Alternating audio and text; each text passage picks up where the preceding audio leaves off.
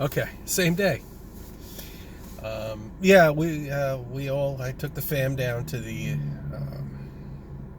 Hudson River Museum. I didn't actually realize there was a planetarium in there. Unfortunately, this planetarium that's in there, and we went through the show, and I couldn't record anything because there was a chaperone there. There are no telephones on or any background lights on. As a matter of fact, they put a shade on the door, so somebody had to take a break in between this hour-long, mind-numbing motherfucking bullshit that this guy was preaching of lights in the skies that are light years away and Saturn and how beautiful it would be. But the one thing he did agree with me on is that you can't land on Mars. There's no way. Oh man, there was I was busting.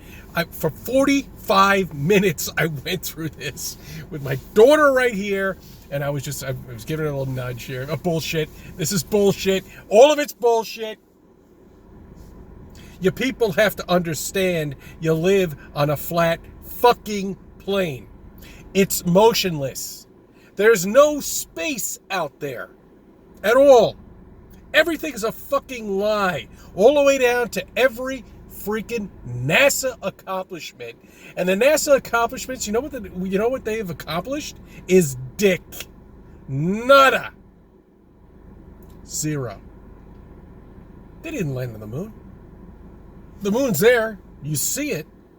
But can you land on it? Okay? Go to one of these places. Focus. Well, they're not going to let you do it though. Because I was sitting there with my phone, and the director was coming around. He saw the light come on. It's just, it's ridiculous. It really is. Oh shit. These fucking people are so fucking asleep. It's unbelievable. I just wanted to stay. I was going to crash the whole party. But if I did that would have ruined our day today. Okay? To tell them the truth. At the beginning of the show, and I like to call it the show, and that's all it is, we had a person that comes out and we'll be answering questions. And that's what really annoyed me. That was at the beginning.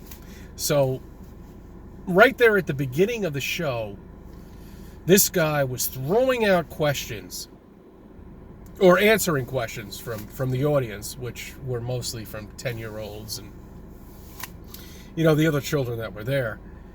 And when you know all of this information and you know the truth and you know how to answer these questions, with everything,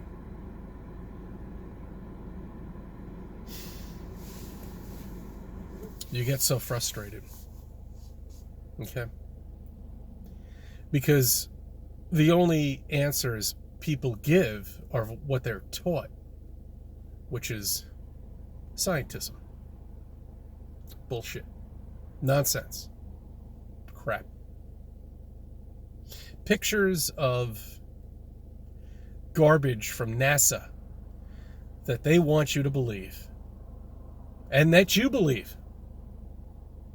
But we've broken out of that chain. We have broken out of that chain, that zombie that we used to be. And we have woken up. We now know when we're looking at the sky, we're not looking at stars light years away. We're looking at an amazing light show up there. We're looking at a distraction. Well, maybe not that. A clock. It's about time now that there's a lot more things I want to tell you about that today, but there's no point, because they're just so fucking asleep, I'm sitting there, I'm sitting there online, fuck, and nobody, okay, All right, all right. You know, I mean, I'm looking at that picture.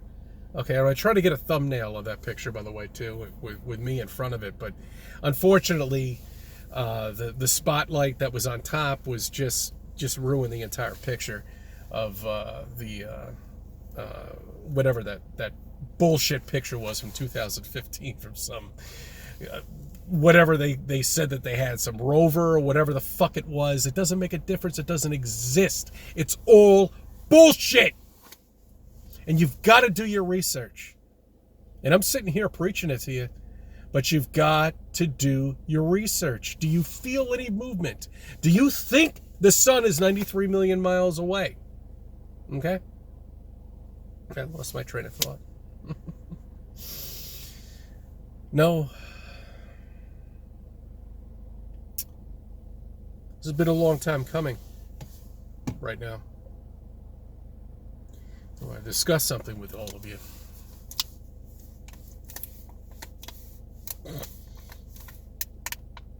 All right, I want to talk about the Bible.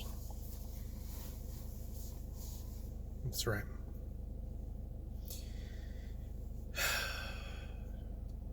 I'm going to get into the plausible possibility of beyond flat Earth right now. Okay, aspects that most people can't really understand. You know, that. Anyway, what happens if the Bible itself, all the scriptures on there, are actually transcripts from a computer program that he or she or whoever it may be has created and has translated it into English or into other languages, into one book? What happens if it's all a program? I want you to think about that for a second. All the scriptures that are in there.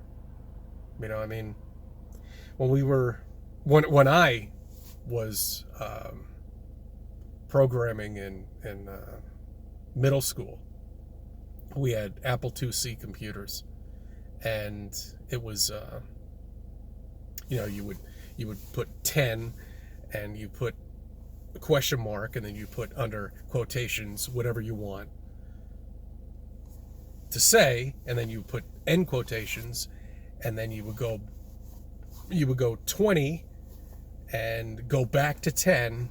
But I mean, that's 101 programming, you know. But my point is, all of these, you know, we will give light, we will make water.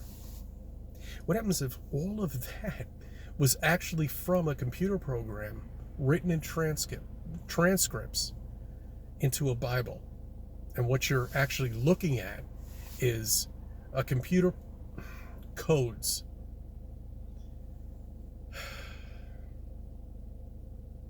from the Creator, translated in our language. So that's just my thought on the Bible. I mean, I don't know. Could be wrong. It's a plausible possibility beyond flat Earth, you know. And these priests that are preaching whatever they're doing and getting all this money for it, but they don't actually realize that, you know, the Bible might be a translation to the program of this entire simulation we're living in. Perhaps, maybe not. I don't know. All right, well, I hope you guys are having a good weekend. I just want to touch base. I can't even tell you what I wanted just to jump up and okay, you know what? Look, All right. Thank you for subbing. I thank you for viewing my videos. Let me be a part of your life.